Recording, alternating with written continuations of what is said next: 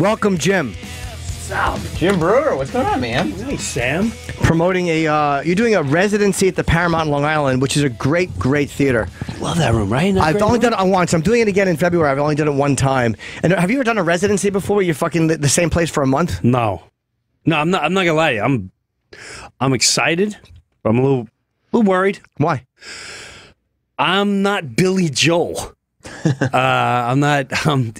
So.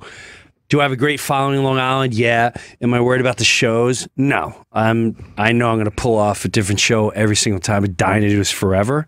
And ever since, as soon as I played the Paramount, you've been on shows where you go, this fucking room. Yeah, it's great. That one, I immediately went, I'm going to film a special here. Then after I filmed the special, I went, I want to do a residency here. And then I remember talking to whoever, and it took 2-3 years before it made it to them, and then we're like, oh my God, we'd love to do that. So, my only worry is I just hope people come out. How long is the residency? Well, tickets are on sale for 3. For now, we'll say 3, Jimbo. But 3 shows or 3 months? 3 months. Okay. Now it's one Saturday a month. Oh, it's not every weekend. No. Oh, okay. No. It's once a month, one show a month. Oh, that's great. Yeah, so it's playing. Which is the same thing Billy Joel's doing at the Garden, right? Exactly. Yeah. He plays once a month. Yeah. He flies in. I drive home at night. Yeah. I'm not paying for a hotel. That's got gotta a be different amazing. show. To be able to do this, to have a theater that you want to do a residency in that's also like right by your house. Yes, and then we got production. Yes, this is a little more than just walking out doing stand-up on this one. Can they just lift your mic? These mics, the poor Jim is trying to fix his mic, and this thing keeps falling. This really stinks, this mic. What we got going on here, Hammer? Yelling at Troy. We good? Yeah. Yeah. So okay. is this stand-up or music or both? Oh, it's first stand-up. We're going to come out. I don't know how long the stand-up's going to be. It could be... I have 3 acts. First is all going to be stand-up. Second's all going to be storytelling. The end is going to be a characters, sketch, and music improv shit. So how long is the show? Hour and a half. Okay. With videos. I have videos with sketches that are segues to go into it. So it's a show. It's a show, bro. That's awesome. They're dropping cash for production. They're dropping cash. There it is. Yeah. So your thing about doing the storytelling, but your stories are always funny anyway. Like I think you're the best storyteller I've ever seen. Well, I learned a lot of it from coming on here. Back in the day, how far back you guys go. So that was... Yeah, and I learned that that's a major part of what I do. So the storytelling can go in these nights. Some of them are really fun. I got to keep funny, but some of them can go a little deeper and further and wider than an average. Like, oh, here's when I met Ozzy. You're gonna get quite a chuckle out of this. Some of them I may go a little deeper into it, but always end with a laugh. I guess when it's understood that it's storytelling, that's when you don't have to have a punchline every 30 seconds, right? That is the magic, Sam. Right. When you're a little more serious, they're like, oh, whoa. I'm actually going to listen to this guy. Yeah, and I can listen. I got mood music playing behind, and the lighting is different. So it's almost like the middle part is the one-man theater show. Sure. And then hopefully that'll turn into something. And then the end is, like, hey, here's Ozzy, Priest, and Metallica singing bingo. Come on, let's do this. It's also great because now it's like anybody that goes to these shows is going to be like, oh, he can do that show, or he can do that show, or he can do that show. Like that's the magic whatever the next move is. Yeah. There's a bunny rabbit out of balloons. But how do you follow the stand-up? Because your stand-up is so strong. Do you take a break, or do you just go right into something, or do you tell them? The breaks are going to be video. They're going to be 2 to 4 minute videos. Some are going to be they're mostly going to be pre-filmed sketches. But or I'm going to have a guy in between. But most likely it's going to be big, loud sketches playing on the side. Are you worried about coming out after that? Like, will people stay? Will it, are you not? No. Have you done this before? No. But I know I've done every part of what I'm going to do. I've done the stand-up. I did the storytelling, did the rock shit. So, and people stay for all of it. So I ain't worried about it. Yeah. That's so cool, though, that you're able to figure out something where you're like, okay, I've amassed this body of work, right? So what do I do next that kind of encapsulates everything? Just put it all into one show. I'm trying to figure out a one-man show, which I am working on, but boom, I can do part of it every month here at the Paramount. Right. You're still in the city, Jimbo. I don't know if you're in the city or Jersey, I'm but here, yeah. you probably do. I don't know. Last night I bopped in to what's the Cellar? Not the Cellar, but they got these other rooms. The Cellar's the only one I really do. The Comedy Cellar. Well, they have another room that's sick. Oh, the Village Underground. Yes. That's amazing. That's amazing. It was sick. I walked in. I was very intimidated because I've been out of that system for a long time. And they're like, "Hey, you want to do a guest set?" Nah, I don't know if I can guest that. And I watched Neil Brennan go up, and I watched these guys go up, and they're like, "You sure?" I went, fuck it. Let me give it a whack. I felt like 94 Breuer at the comic strip on a Friday following Ray Romano and Wanda Sykes like, "What's up?" And it was where I went off on a cuff, and it was amazing. I haven't had that opportunity in a long time. But it worked. Yeah, That's it worked awesome. really well. Yeah, there's no one I want to go on after less Than Breuer? Fuck you. No. Oh, great. Now he does noises. He's doing impressions. Jim kills harder, balls. but it's really funny, and no one's ever seen your stand up.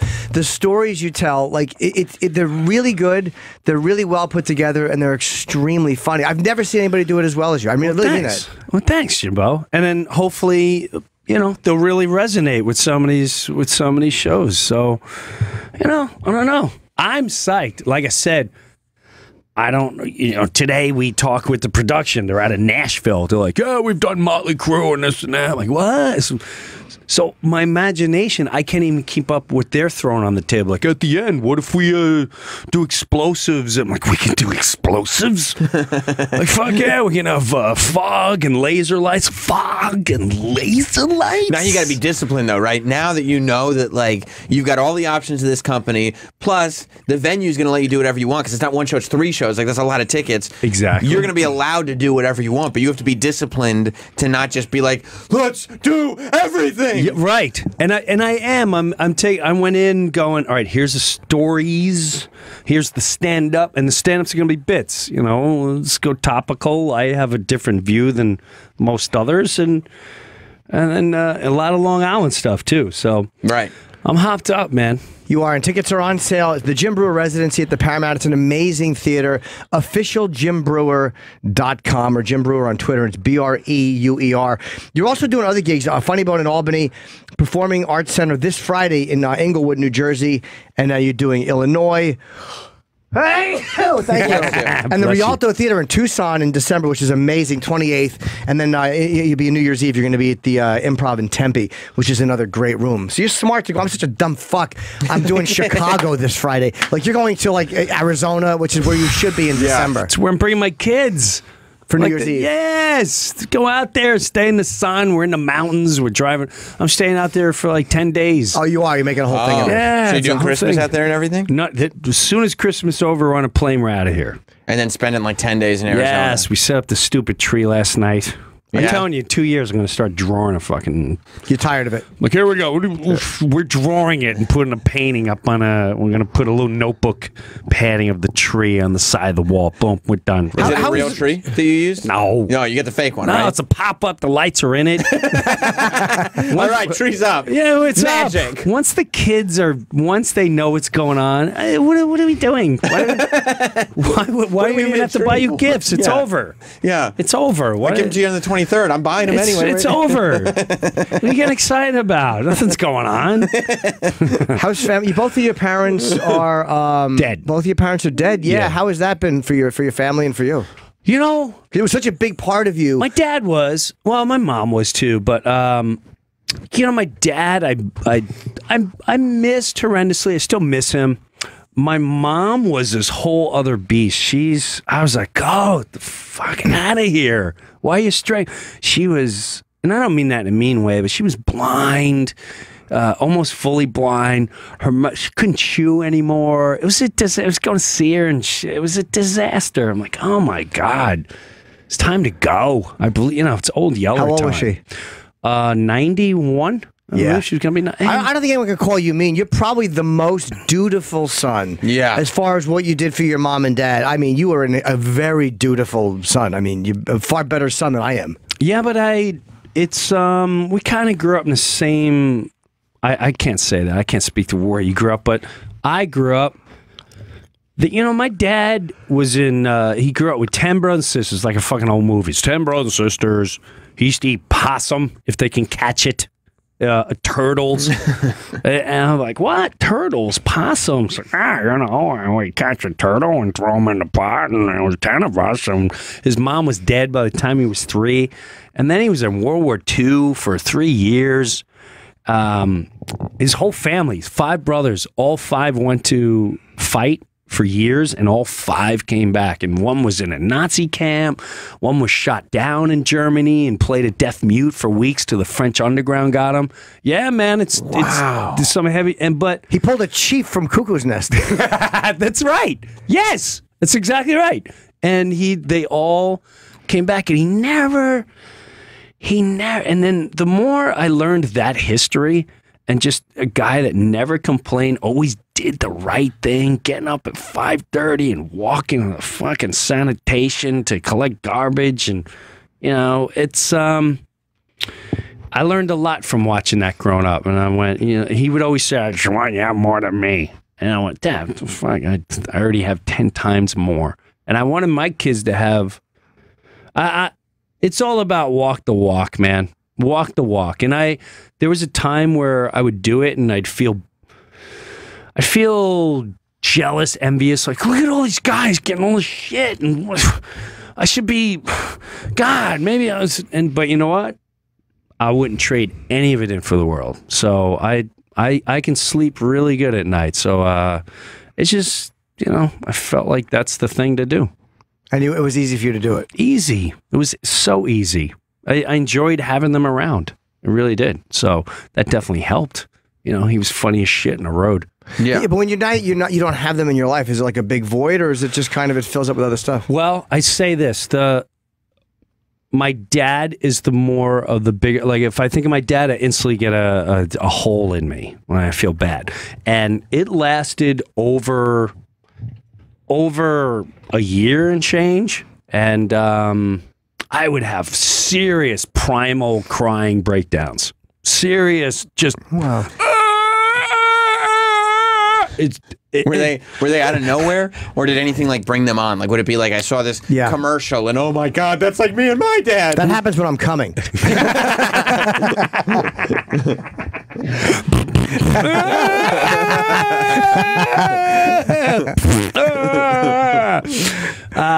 A little bit of both. A little bit of both. Sometimes it would just be out of nowhere. I brought him a lot on the road, so I would. I'd see a place or whatever, and I'd hear something he'd say, and then boom, you try to avoid it, and that night you're in the hotel room, you're alone, and boom, the emotions kick in. And when you start crying, do you just like, you know what? I'm gonna get primal with this. I'm just gonna let everything out because I can't hold it back anymore. The dam is broken. Yeah. Oh, I go full primal. I don't give a shit. Yeah. My eyes get all fucked up. Like,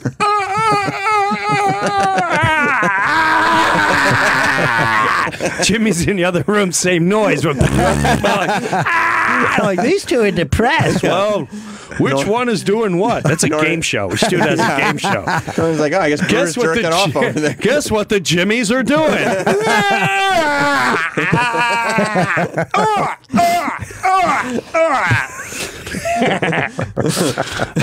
But yeah, man. Do you cry in front of people? Like, will you let your wife see that, or are you embarrassed? Fuck yeah. I got over embarrassment a long time ago. If I tell a story, my eyes start swelling up.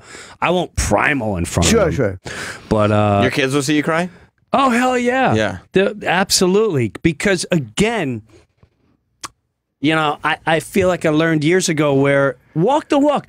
My kids should know what it's like to feel pain and see pain. Like once in a while, like, wow, fuck, Dad's all fucked up on there. He's crying. Here's a song. Dad, why are you crying? And it's a Metallica song. Like, yeah, it's about taking care of your dad. So I don't mind them seeing my emotions. Right. I try to protect, but sometimes I can't protect my emotions. But I have no problem hiding it from them. I want them to know. Even when I took care of my dad, they all had different reactions. The oldest one was just, I'm out of here. The middle one was just, she was a little freaked out and she would watch me fart. The youngest one was hands-on. If I was in there with my dad, she was in there with my dad. And she was little. I was playing with my dad, she would play with my dad. All the way up until his death, when it was down to the last 2 minutes, she was in the room playing songs with him. And I went, hon, you don't have to say. And it's ugly at the end. It is. It's ugly. They breathe fun. It sounds like they're choking to death. And I said, you don't have to. She's like, no, I want to be here, Dad. I want to be here. And then about a year later, this was a sick moment. It was a year later. My wife's going through her second round of cancer, and she got the same hair as you at the time. Fucking bald. She looks like an alien, the poor thing. And I got a little place upstate New York, and I'm not into anniversaries. Like, yeah, fucking at 9 o'clock, 9:15 on June 20, my dad passed. So I was upstate New York, and it was the end of the night. I was with my friend I grew up with, and he goes, yeah, let's hang out today. And my daughter goes, Dad, I need someone's phone. I said, no, go to bed. I'm hanging out with Larry. When you got your best friend over, you're like, you want to hang out. We have a fire, and just get the fuck out of here. She goes, Dad, I really want a phone. I need a phone. I said, what do you need a phone for? I can't tell you. Well, then you can't have it. So she's doing this with everyone in the family, her sisters. And I said, don't give her the phone. She needs to go to bed. It's like 10:30 at night. She goes to bed. About 1 in the morning, I go to bed. I go to check, and she wrote a text about a year ago today. Grandpa passed away. If you look up at the stars, and I hope he's drinking beer and watching you as a son, and blah, you're the greatest dad.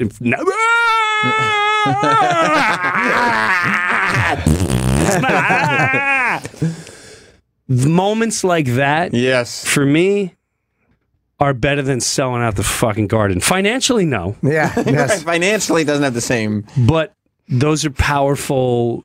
Those are powerful moments where you go, "Wow, that's what I want out of a." And hopefully, she'll do that when she gets older for someone. I don't know. How come it had to be via text? Because I don't know. That's a good question. Because maybe she knew I was going to read it, and then it sticks forever. Rather than just tell me while I'm hanging out with my friend, my best friend. If she told me that right there, she doesn't know how to communicate with her mouth, so she wrote it down. Right. It's easier in text to write it. You can Especially edit. if Larry's around, right? Yeah, you know who wants Larry watching wants that? Larry, I'm trying to have a moment here. The fucking Larry, neighbor from Three's Company. Who wants to say that in front of him? and you're sitting there going like, no, Larry stays. Larry's staying. If you can't say it in front of Larry, you can't say it in front of me. We have 9 IPAs in us, and Larry did the one-hitter. Mom doesn't know. Talk to us. I know. Larry's family too, okay? This is Uncle Larry. You know that by now. Go to bed, for Christ's sake. What is so important in your life at 9 years old? I just wanted to say. Stop crying, for crying out loud. Go to bed, D. Can you bring her to bed? It's 10 o'clock. I'm trying to fucking talk to Larry here about aliens. Larry, I gotta apologize. Sorry, Larry. These kids, they stay up all night. You gotta take control of them. You gotta take control of them. Bunch of animals. They want to stay up to 3 in the morning talking about nothing. And then you get this text. Give a shit about Kids Bop.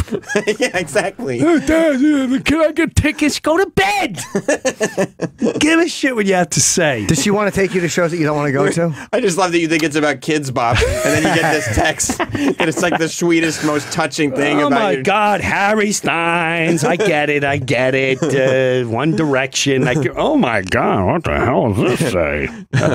So yeah, man, and that's all resonated from me, from what my dad did for me, and whatever. How's your wife doing? She is, for the time being, doing okay. She was diagnosed in February with terminal.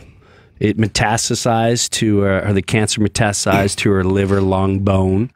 Jesus. And, that was a heavy couple months trying to figure that out. So for the time being, She is in a trial, and so she goes to trial, and for the time being, the trial is working. So we're good. 5 months. It works. It's not doom and gloom, which is another. I guess some people go doom and gloom. We never were a doom and gloom family. I never was a doom and gloom guy. She looks hot. She feels hot. She doesn't. You would never know it looking at her. And it was funny. At first she didn't want to tell. She didn't even want to tell her mom. She didn't want to tell a lot of people because the first thing you get are letters. We're all praying for you. If it's like, oh gosh, shut up. Everybody thinking they have to come visit, even though they haven't visited in like 20 years. Like, I got to get my one last one in. And we brought you the best banana nut cake. This is like a really ancient recipe, and we want you to have it. I'm sorry, just gonna go outside for a second. You're just like, I'm just trying to live my life. No, we're still good. Yeah. Well, she's very religious. Do the prayers not mean anything, or is she kind of moved away from that a little bit? No. And I don't. She believes, she's got deep faith. She definitely has that. And she's not one of those, there's a weird thing with religion where people go, oh, well, how could God have how could God have a child just be killed and you've had cancer and you're the great?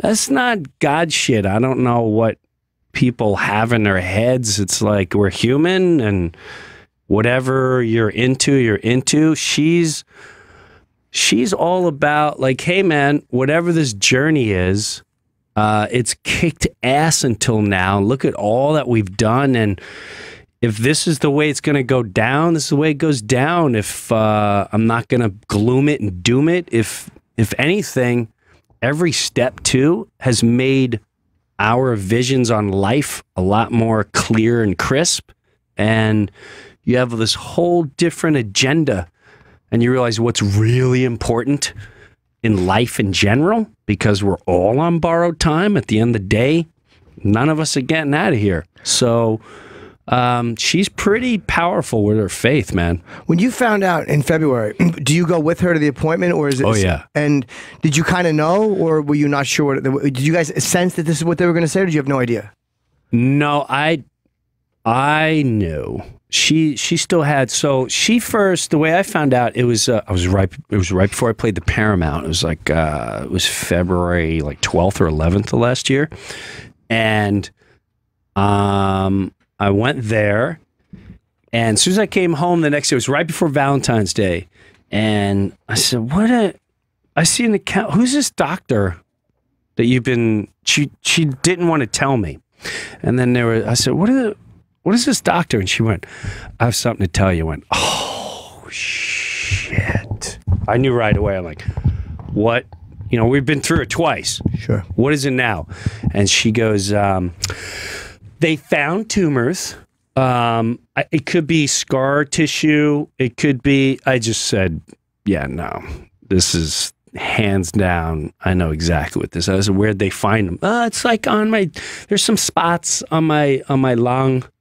Oh, fuck. Did you express this to her, or did you keep it to yourself? Like your feeling of dread? No, you don't put that out there. You immediately go, let's see what it is. Let's wait for the official word.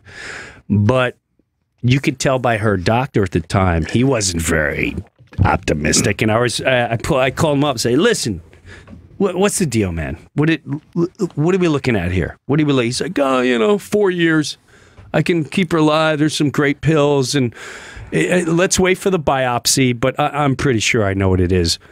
And the biopsy came back, and they said it's cancer. But now, by the time it was a long, brutal process, because when it first happens, okay, well, now what?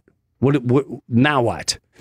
And then you get tested more, and then you go to the real specialists, and they go, yeah, and they have to be very, she was a young girl. She looked like she was 20. She's like 27. She's like, they metastasized and they're in your liver and lung, and basically you're fucked. Maybe you'll make it to Christmas. We're not sure. but you know, it's up to you. What you want? We can put you on a trial, and here's all. So as you're, and I remember I cracked a joke. She said, "There's drugs to give you to help you," and I went, "Are there any drugs for me?" And my wife cracked up, and this woman she looked at me like, "You bastard. I just told your wife is going to die and you want drugs." She didn't understand. You're just trying to... It's not about you. Right. And that was a heavy ride home. Your whole life, you know, I've been with her for 27, 28 years. Right. You know, we're married 25 this year, and your whole life starts flashing, and it's just, you're going, oh my God. And then you think of the kids, like, okay, I'm going to, all right, yeah, no, we'll get through this process, and I'll be all right. I have to be all right. This is the next step in life. This is what it is. You know, this is life, man. Here we go. And she's apologizing. I'm so sorry. And I'm cracking up going, don't be sorry, but, you know, I wish I knew your genetic pool before we jumped into this. And I'm going to tell others before you get married, check into their gene pool and once their fucking history. And just cracking jokes, laughing. And then once we started checking out all hospitals across the world and all that for trials, and thank God I got a great friend that I grew up with, literally grew up on the same street with, that I've known forever. And he called, and he always said, he's like, Jimmy, if you let me know the way D is, you got to let me know. I can really help. And I called him up like, hey, here's where we're at. He's like, send me the papers and give me 20 minutes. And he called, he's like, you need to get her on a flight tomorrow to Houston, Texas. So, okay. Flew to Houston, and the doctor was like, how'd you get in here? You know, there's a fucking 40-year waiting list. And the doctor's like, you need to be in Philadelphia right now. Right now, you are a huge candidate. You are the world's guinea pig for this right now. Get on the plane, head to Philadelphia. And we said, oh, we were in Philadelphia. And he goes, why didn't you go on the trial? He's like, well, you know, I didn't want to, all the side effects. She's like, he goes, look at Tylenol. There's more side effect. They have to tell you that. Sure. He goes, or your option is death. Pick it. It's up to you. I mean, I'm not your life. And so that's the way we've been. Now, the first thing they tell you is, all right, once you go on the trial, normally the first month, you take a biopsy. They got to take a biopsy every month. It'll say the tumors are shrinking. Don't get excited. It's the second, third month where you find out where this is it working? Did it spread? Are the tumors getting big? Do you have less time? Or is this kind of working? And she didn't hear that. I recorded everything. I go in a doctor's office, I record. You do? Absolutely. It's smart. And then this way I would go on a plane and I would listen to this over and over, and I'm holding back tears. I'm like, oh. But you're doing it for information. Absolutely. So I was in Atlanta, Georgia, and I got a FaceTime from her, and she was crying like, oh my God, you know, God is great. Oh my God, the thing came back and the tumors are shrunk. And she told friends and people called me out, these are great. But you remembered. I was tormented because I didn't want to crush her joy. Sure. But I knew in the back of my mind and my heart, I went, we're really not going to know shit for at least another month or two. So, but I had to, like, yeah, this is amazing. Oh, you did go smarten her up. Absolutely. This is awesome. This drug is going to kick ass forever. And then the second month came, and I was holding my breath. I was like, right. Okay, here we go. And they're like, yeah, it's amazing. Still working. So now we're up to 5 months. And now the doctors and all of them are super excited, and pharmaceuticals excited. But you know what, man? There's no... I don't know. It could turn easily, yeah. This could... we live month to month. Month to month, we go, hey, let's get another kick-ass month. We got another kick-ass So, all the way back to a shameless plug. No, but in seriousness, being able to do something like this, knowing I'm home Right. Oh yeah. once a month, and if it turns into something and I don't have to travel that much, it's, you know, it's definitely all a good thing. And Jim is such a hilarious comedian. It's the Jim Breuer residency at the Paramount, officialJimBreuer.com, and it's at the Paramount's in Long Island. It's an amazing Huntington, room. yeah, it's a good room. The first 3 shows, by the way, are February 17th, March 3rd, and April 14th. Tickets will go on sale this Friday at 10 a.m. Pre-sale is Wednesday at 10 a.m. for Paramount fan club members and City card holders. Hey. But I'm amazed that you Go to all 3 shows if you can. Why not? They're probably all going to be different. They are. Everyone is different. Even, knock on wood, not saying there's a guarantee, but if I go past the 3 months, Sure. I'm prepared for at least a year's worth. You are. Oh, Wow. hands down. Hands down. I haven't put out a special in a while, and I've been gathering tight material, back pocket, storytelling in these little shitholes in the middle of nowhere. I don't come to the city for them. And with the band, I'm pretty excited now that I know I got production and everything else. I'm really hot. Why didn't you ever do like a one-man show?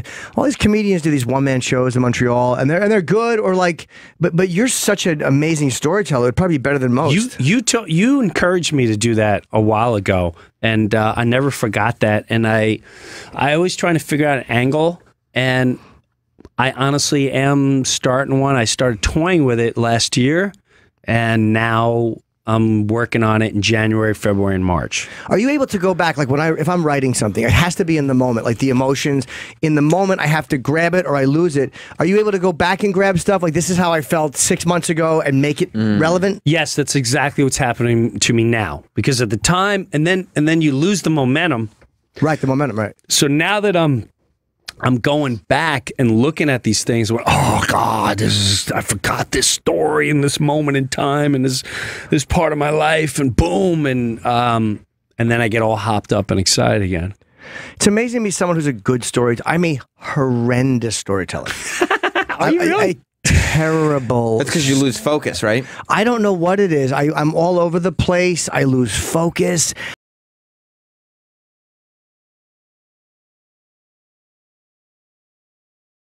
I'm like that with the jokes. I'm not. I'm the same way, but with jokes. Your jokes are hilarious though, and they're spruced.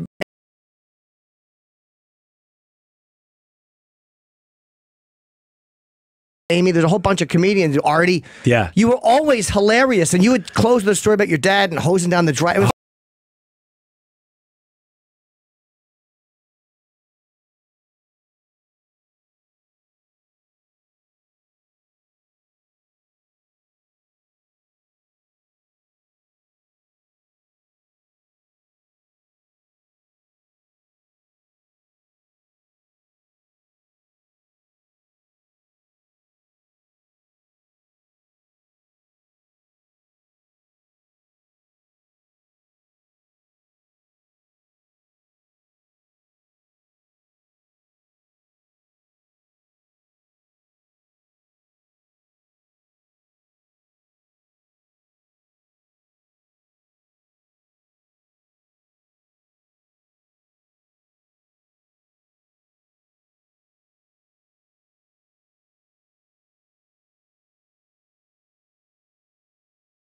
And they loved it. He just talked to them like they were regular dudes. Attell is really, really good with those guys. He was really good with that. You're right, because I feel the same as you. I don't know. Like, so yeah, I'm working on this bit.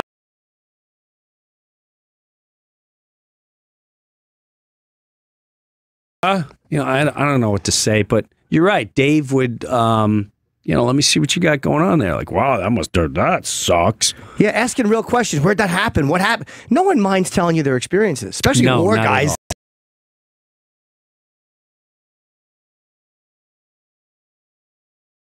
Conversation rather than the whole, like, I feel so bad for you. Yeah, or trying to relate, like, I understand how you feel. No, you don't. No, you don't. Just No, you tell me don't. you're right. No, you don't. Not at all. You have no relative experience. But I know I don't. I'm too aware of the fact that I can only guess at what it feels like. I'm too aware of it. Yeah. And so I just panic and don't tell. I'm sort of the same way as you. My grandfather's I'm the same way. he's been trying to steal valor, I think. Oh no. He's been walking around telling people this is legit. He's what? Oh. He's not joking. no. He's not joking. Like, he was asking one of my aunts why he doesn't get more. Is he saying he's Howard Stern's grandfather? trying to steal radio valor?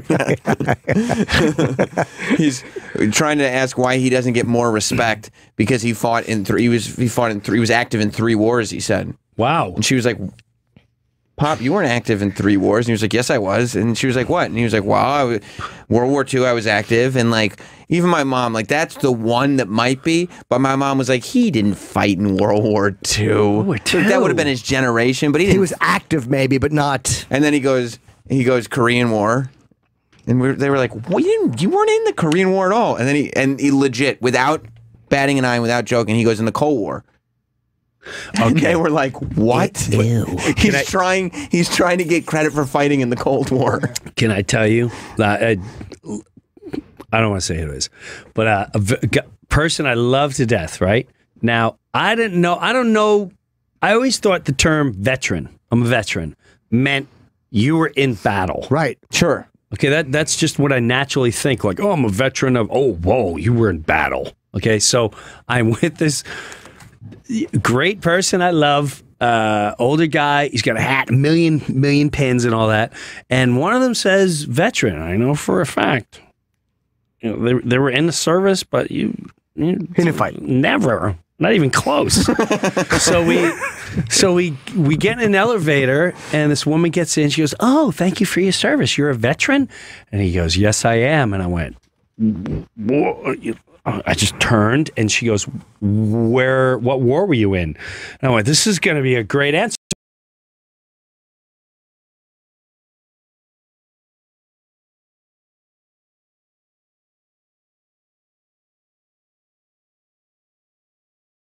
Missile crisis. I was just signing up. Oh no. And I think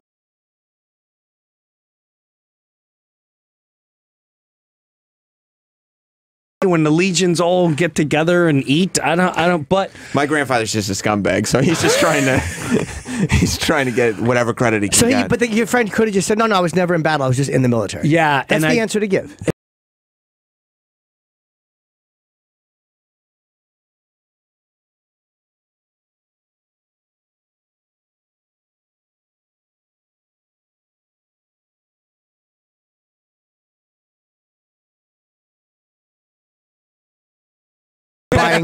Buying Fruit Loops for cost, while other men gave their limbs. Nobody wants to say that. That was just the fucking PX taking the discount that those men earned me by losing an arm.